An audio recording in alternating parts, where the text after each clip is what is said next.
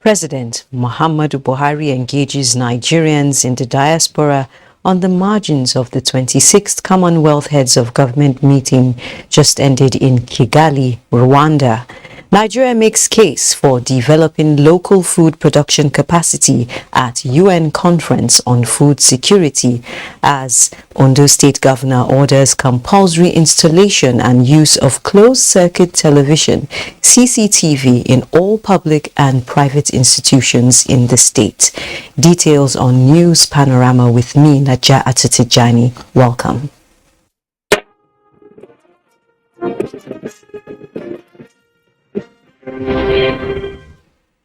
President Muhammadu Buhari says his administration is determined to work with Nigerians both at home and abroad towards developing the economy and creating a productive and peaceful nation which caters to the needs of its citizens.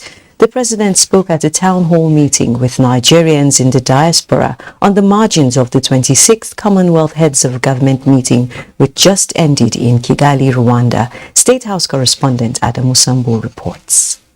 Among those granted audience by President Muhammadu Buhari include Yewande Adeboale, one of the top 4 winners at the Commonwealth Youth Competition at the Kigali Startup Festival, as well as Esther Olarewaju and Favor Aderinto, recipients of the CMU Africa Student Excellence Awards for Masters in Information Technology as well as Electrical and Computer Engineering, respectively. Now being graduates, we are looking forward to use the skills we've gotten and then bring it down to my country to improve the technology sphere. And we are not just people who are intellectuals, but we also have leadership skills to lead youths to be better at whatever they do. You are the type of Nigerian that I like to see. God gave you this brains, He gave you the courage to use it, He gave you the mind to be so sensible. I congratulate you for being successful, and you are making us very proud. I'm very, very pleased to meet you. The Nigerian leader, who commended the level of professionalism of Nigerians living in Rwanda and the amiable nature of their interactions with each other, said living peacefully and in obedience to the laws of the host nation is paramount as it gives Nigeria a good name. The federal government, he said, is working assiduously to protect all Nigerians, whether at home or abroad, to feel safe and attain their full potentials in life. The Nigerian High Commissioner to Rwanda, Ambassador Aisha Musa, had told the president that Nigerians in the country, whose population swelled from 100 to 400 in recent years, are generally well behaved. We have them in the banking sector, in education, agriculture, telecommunication, ICT. They're all everywhere, sir, and doing very well. We want to come to Nigeria and make a positive impact as we are doing here, and also below abiding. And we appreciate what you're doing as a father to all, keeping our dear country one. And one thing is instructive, they all got their foundation from Nigeria. And they made it clear, and we are grateful to Nigeria. So the thing is, nobody will celebrate us but ourselves. And then the next thing, how do you harness all those enormous resources that we have in human talent? And that's the beauty of what we're doing with the diaspora. You could see the passion and the interest to also give back and do something back home, particularly from the younger ones. And in appreciation of the honor done to them, winner of the Kigali Startup Festival, Yewande Adeboale, presented shoes from recycled plastic waste. And this is yours. We are currently looking to... Thank you very much. What is the price? Okay, well, let's stand. How did you know? From Kigali, Rwanda, Adamu Sambo, NTA News. Heads of government of the Commonwealth have stated their firm commitment to delivering a common future for member states, underpinned by sustainability, peace and prosperity, towards improving the lives of the 2.5 billion people they represent. as contained in 117-point resolutions adopted at the end of the 26th meeting of Commonwealth leaders in Kigali, Rwanda. Again, State House correspondent Adamu Sambu reports.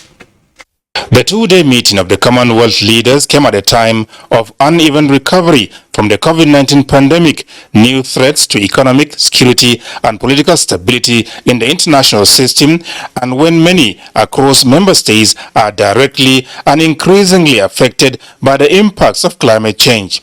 The heads of government therefore underscored the importance of connecting, innovating and transforming in order to facilitate a full recovery from the global pandemic and to respond to conflicts and crises in ways that increases resilience and progress.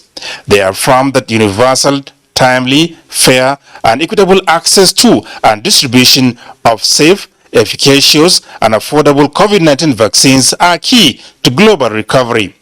Recognizing the negative impact of the ongoing global conflicts, including the war in Ukraine, on global energy and food security, the leaders highlighted the need to sustainably transform current food systems towards addressing weaknesses of the agri-food sector, improving productivity, building resilience in agriculture and supply chains to economic, social and environmental shocks.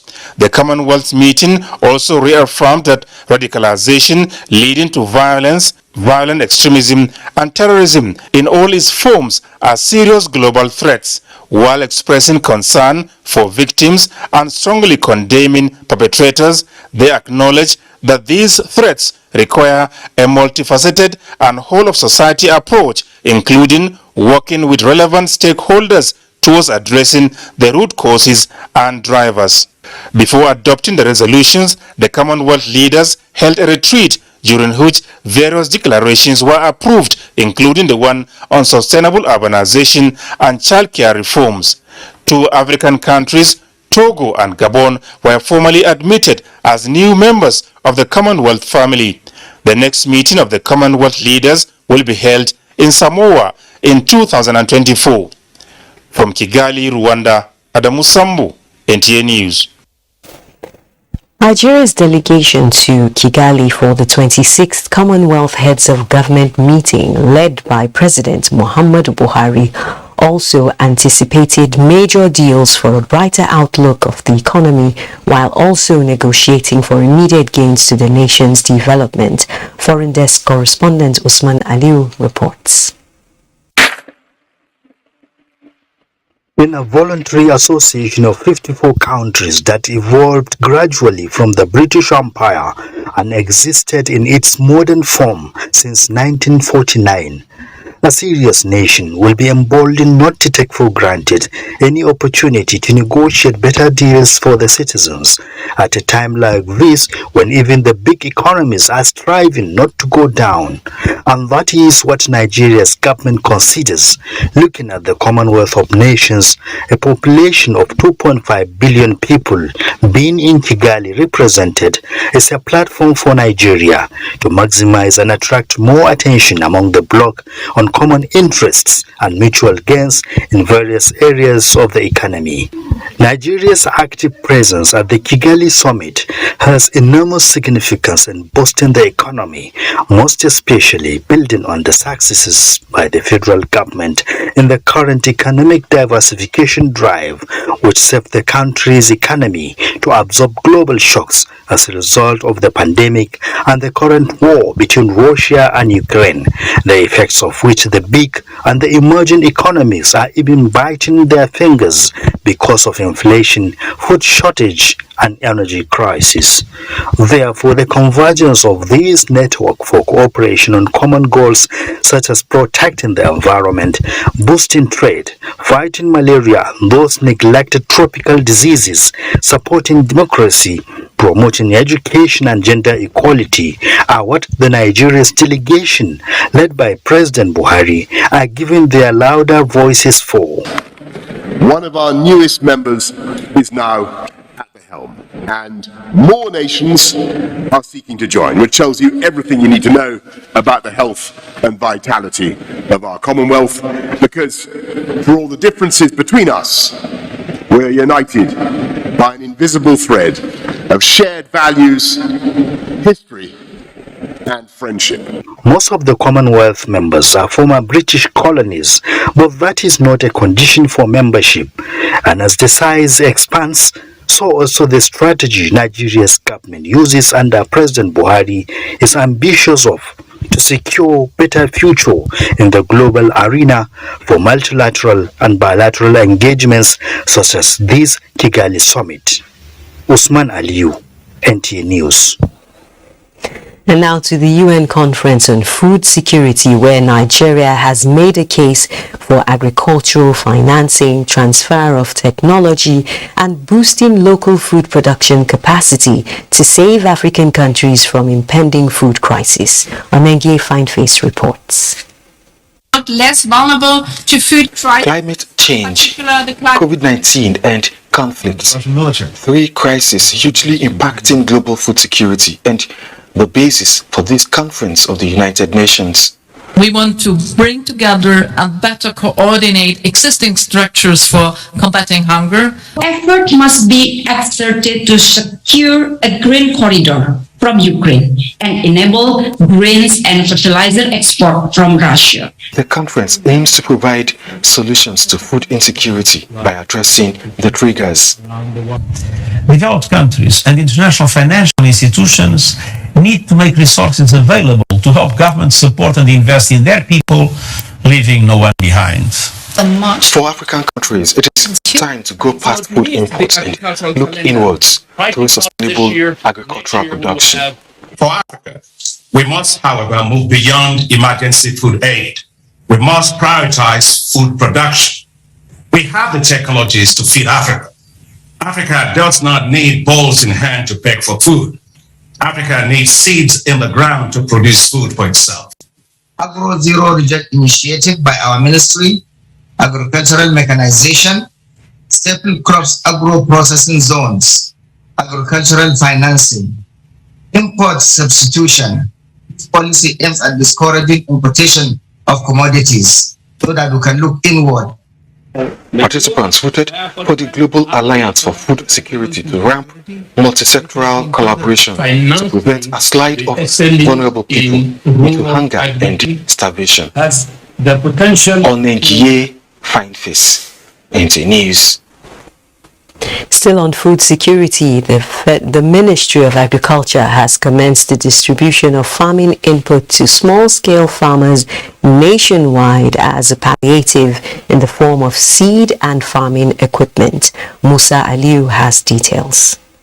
The rainy season has set in all parts of the country, and already farmers are tilting the land for crop production purposes. With the high cost of planting materials being experienced nationwide, the federal government is out to support smallholder farmers. Federal government, the Federal Ministry of Agriculture and Rural Development has graciously approved the release and distribution of 82.5 metric tons of certified seeds of rice to farmers in 16 states. Its intervention is targeting 33,000 farmers. And here in Kano State, improved seeds and dryers were distributed to some farmers. Apart from the seed and agricultural input, we have grain dryers that we distributed to some selected farmers to use so that they can better their lives.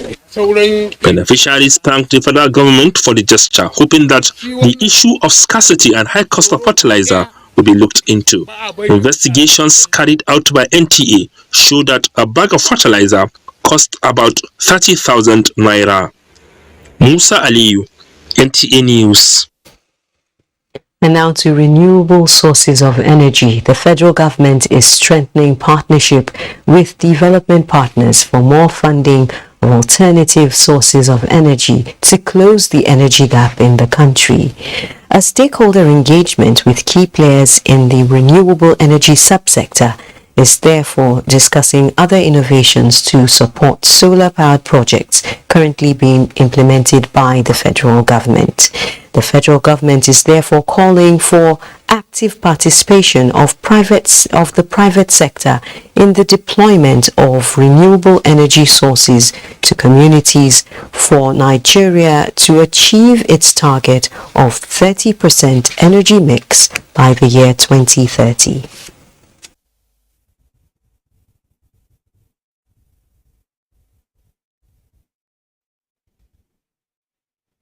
This business of closing the energy gap and providing the solutions that we need in our everyday problems within the sector is a collaborative effort between ourselves, other stakeholders, private sector and development partners.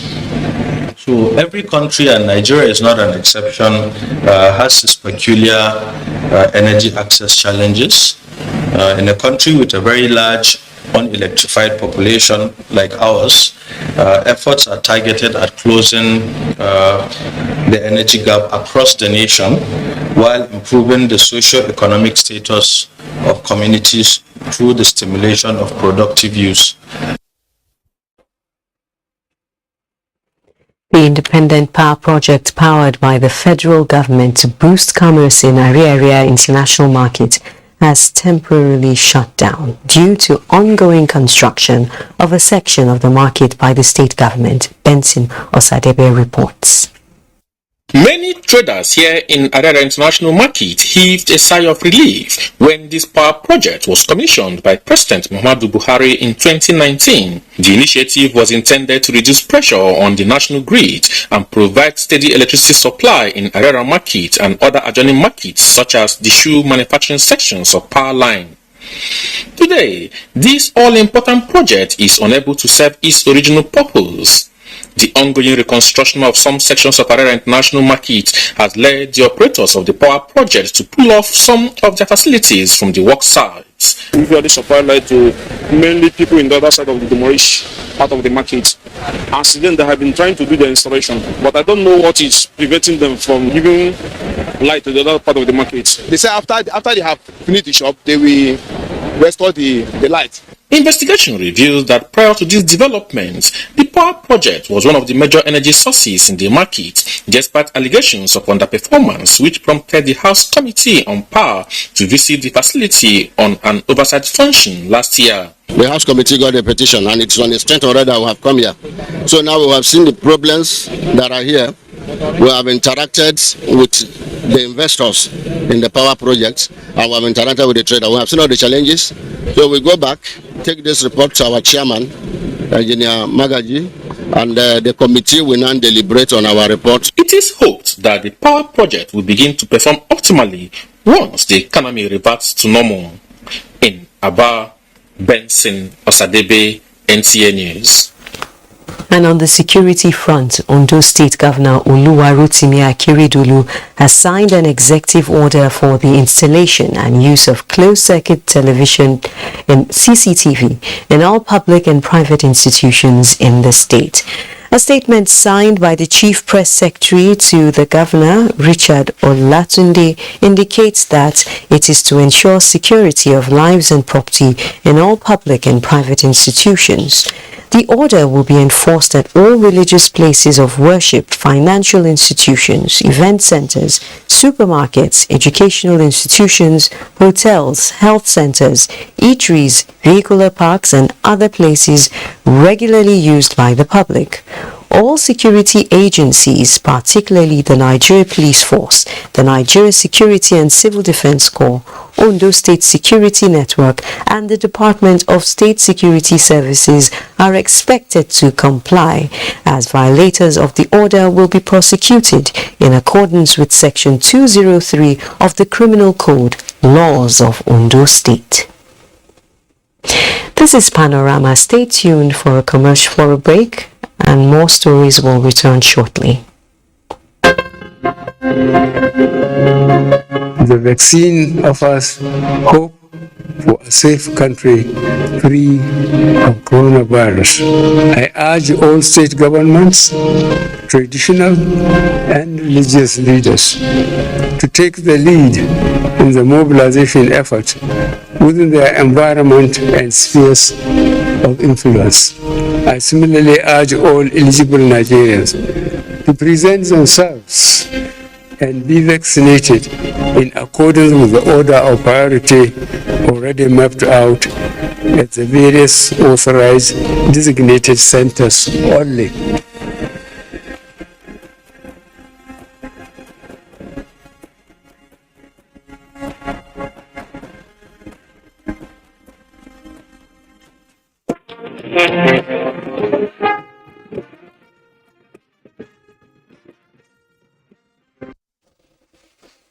Thanks for staying tuned to News Panorama. We're talking substance abuse in Imo State, where the National Drug Law Enforcement Agency has restated its commitment to stemming the tide of drug abuse and illicit trafficking in the state, with State Commander Reuben Ape saying this to mark this year's World Anti-Drug Day. Loretta Rinzi reports.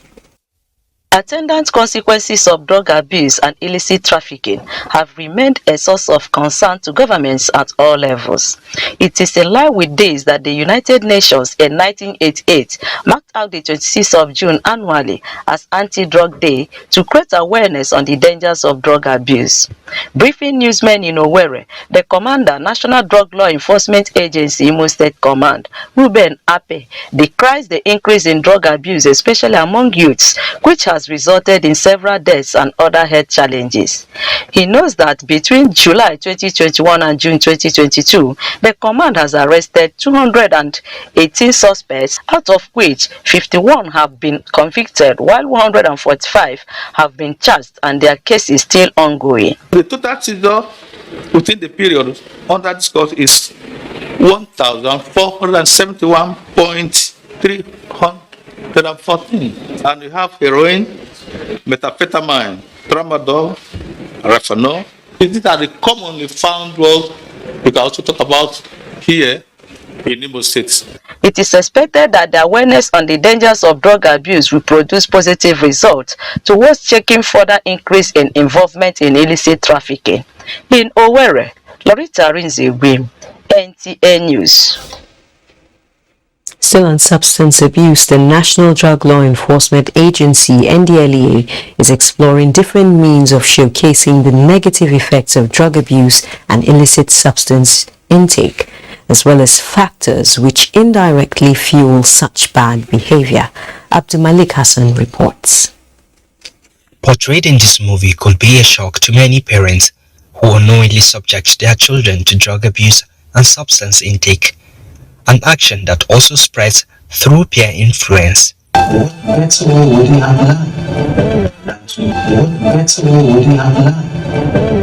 It's a current reality and a challenge that must be faced, but the bulk of work is on the parents if substance abuse must be addressed. Parents have to begin from when the kids become aware and self-conscious to teach them what is good and what is not good. Remember, unless we address the cause, if you have issues, if you have a dysfunctional family, he goes for the rehab and goes back to the same family environment if it has not changed. And this from the parents again. Love and care, look after them, talk to the kids, otherwise there'll be relapse. Nollywood provides a fantastic platform. Unfortunately, quite often we are more in the business of glorifying drug use and drug traffickers and so on. So I think it is just about time that we are also telling the stories, the downside of drug use. It is the same ideology that runs through the minds of the producers of the movies. And I know that there are people who do not go to church, there are people who do not go to mosque, but then they watch our movies and then they get sensitization. They watch our movies and it influences them. So I feel I have the right influence on them. It's a true story and it's something we need to know so that we begin to take time out to address these challenges. 080-010-203040 would be launched on 30th of June. Those with drug addiction and substance abuse syndrome are advised to utilize the toll-free helpline. Abdulmalik Hassan, NTA News. Next is Sports Update. Having conquered the region in the Wafubi Under-17 tournament in Cape Coast, Ghana, the victorious Golden Eaglets arrived Nigeria capital, Abuja, Saturday evening. The Nigeria Under-17 team emerged champions of the regional Wafubi Under-17 tournament after beating their counterparts from Burkina Faso 2-1 in the final match. Still on football, following Aqua United's 2-1 win over second-place Plateau United on Saturday in Uyo, Rivers United are now champions of the 2021-2022 Nigeria Professional Football League with 4 matches to spare. Meanwhile, in Sunday's fixtures, 8 matches will be decided, with champions Rivers United going away to Nasarawa United. Aimba will welcome Heartland as Gombe take on Wiki Tourist. To hockey, 16 teams comprising 8 male and 8 female are slugging it out in this year's Nigeria Hockey Super League, which kicked off weekend in Abuja. According to the president, Simon Nkom, who was represented at the games, the league, which is aimed at discovering young talents, will also help in selecting teams that will represent Nigeria at the Africa Cup for Club Championship scheduled for November in South Africa. I'm sure I want to say that Africa should get ready for Nigeria the way manner things are going now. We have a very, very committed president that is willing to go out of his way to make everything happen for hockey in this country. So the sky will be our limit. In the opening day games decided in the male category, Police Machine beat IGP Flickers 10-1 as Niger Flickers were held to a 1-all draw to Delta Force. Kada Stars were also the better side to Southwest as they beat the team 4-0. In the female games, Plateau Queens beat Southwest 2-0 as Yobe Queens drew 1-all with IGP Babes. With Sports Update, Cynthia Ogun, NTA News. And that's it on Panorama. Thanks for watching. Remember to keep supporting NTA's campaign against rape and rapists.